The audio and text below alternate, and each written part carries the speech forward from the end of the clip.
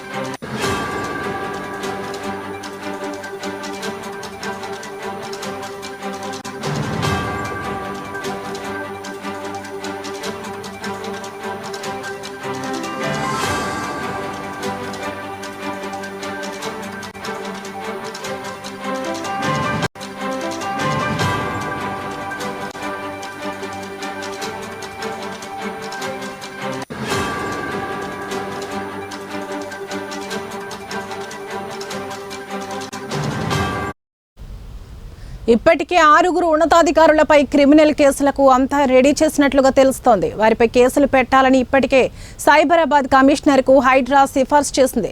Serilingampally zone పరిధిలోని ఓ deputy కమిషనర్పై case నమోదు చేయాలని హైడ్రా సిఫార్సు చేసింది. హెచ్ఎండి అసిస్టెంట్ సిటీ ప్లానింగ్ అధికారిపై కేసు పెట్టాలని సిఫార్సు చేసింది. నిజాంపేట మున్సిపల్ కమిషనర్, బాచుపల్లి తహసీల్దార్, రెవెన్యూ ఇన్స్పెక్టర్లపై కేసు నమోదు చేయాలని సూచించింది.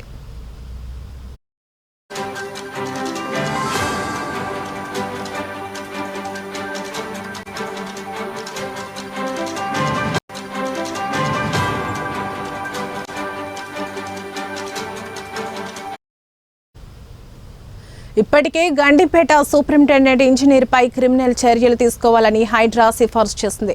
అంతేకాదు త్వరలో ఇతర ప్రాంతాల్లోనూ నిబంధనలకు విరుద్ధంగా వ్యవహరించిన అధికారులపై చర్యలకు సిఫార్సు చేసే అవకాశం ఉన్నట్లు తెలుస్తోంది.